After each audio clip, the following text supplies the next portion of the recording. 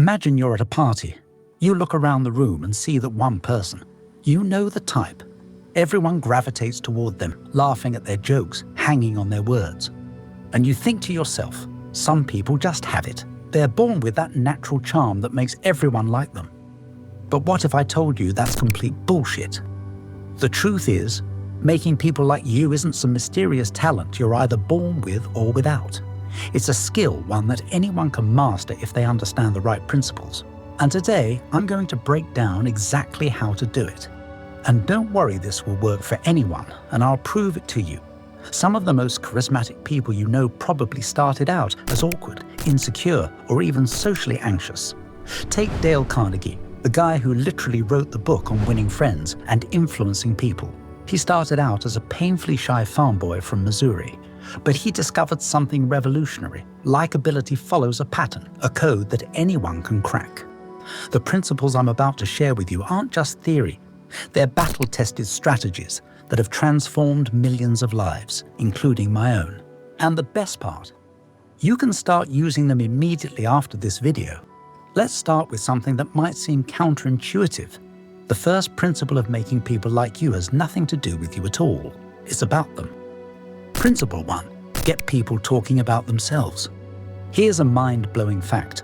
When people talk about themselves, their brains light up in the same areas that activate when they're eating their favorite food or getting paid money. It's literally a pleasure response. Think about that. For a second, you have the power to make someone feel as good as if they just got handed cash, simply by letting them talk about themselves. But here's where most people mess up. They ask boring, generic questions like, "What do you do?" or "How was your weekend?" Instead, try this. Ask questions that tap into people's passions. If someone mentions they love their job, don't just nod, ask them what specifically drew them to that field.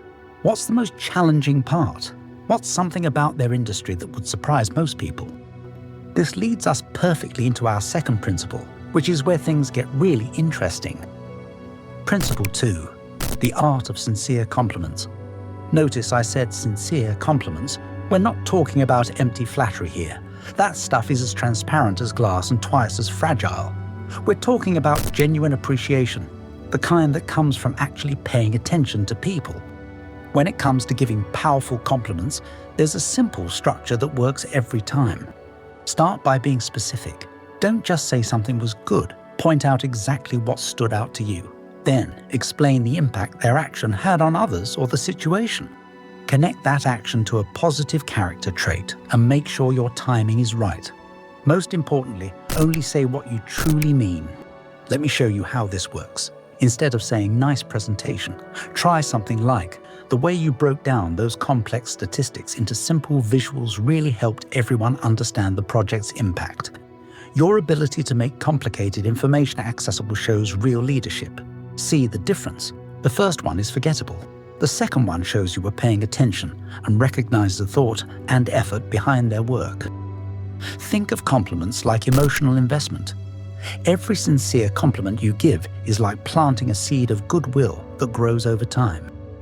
Principle 3, the argument trap. This one's crucial, especially for those of us who love being right. Here's a hard truth. You can win an argument and still lose the relationship. In fact, that's exactly what happens most of the time. Let me share a personal story. I once spent 2 hours arguing with a friend about cryptocurrency.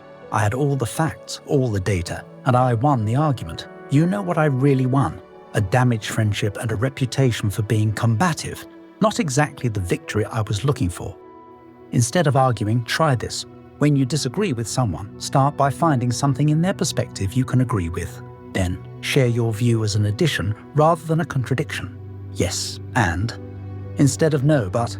This is a powerful way to share your perspective without creating conflict. Principle 4, the perspective shift. This is where things get really powerful. Everything we've talked about so far has been external, what you do and say. But this principle is about what happens in your mind. Before you judge someone's actions, try this mental exercise. Put yourself in their shoes, but bring along their entire life experience. Not just the moment you're seeing, but everything that led up to it. Their fears, their hopes, their past experiences, all of it. It's like playing a video game on someone else's save file. You might have their character, but you don't have their muscle memory, their strategy knowledge, or their understanding of the game mechanics. Let me give you a real example. I used to get frustrated with a coworker who always seemed to shoot down new ideas in meetings. But when I learned that he'd been through 3 failed projects that nearly cost him his job, his caution made perfect sense. Understanding his perspective completely changed our dynamic. Principle 5, the smile effect. Now I know what you're thinking. Smiling? Really? That's your big principle? Stay with me here, because this isn't about just plastering a fake grin on your face. When you smile, your brain releases dopamine, serotonin, and endorphins, the same chemicals that make you feel good after a workout. But here's the crazy part. Your brain can't tell the difference between a real smile and a fake one. The mere act of smiling triggers these chemical releases. And it gets better. Smiling is contagious, not in a metaphorical way, but in a literal neurological way. When someone sees you smile, their mirror neurons fire, creating an impulse to smile back. It's like a happiness feedback loop. The science behind smiling is fascinating. Research consistently shows that people who smile regularly are seen as more competent and trustworthy. They're perceived as more approachable and successful, and they're even more likely to get promoted. But the real power isn't in the statistics, it's in the genuine connections you create. Here's where all these principles come together. When you encourage others to talk about themselves, give sincere compliments, avoid arguments, try to understand their perspective, and approach interactions with warmth, yes, including smiling, you create what I call a likability cascade. Each principle reinforces the others. When you truly listen to people, you notice more things to genuinely compliment. When you understand their perspective, you're less likely to get into arguments.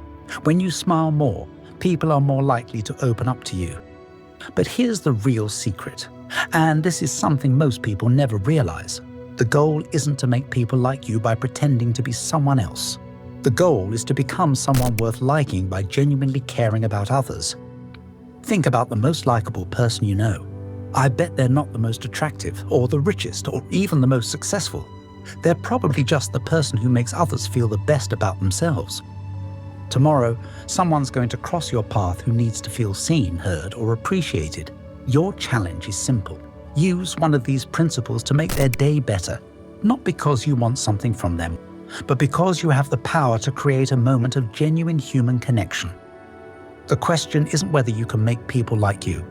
The question is, who will you make feel valued today? Now, making people like you is just the foundation. Check out this video where we're going to take this to the next level and explore something even more powerful, how to develop genuine personal magnetism, that rare quality that makes people not just like you, but feel instantly drawn to you and want to be in your orbit.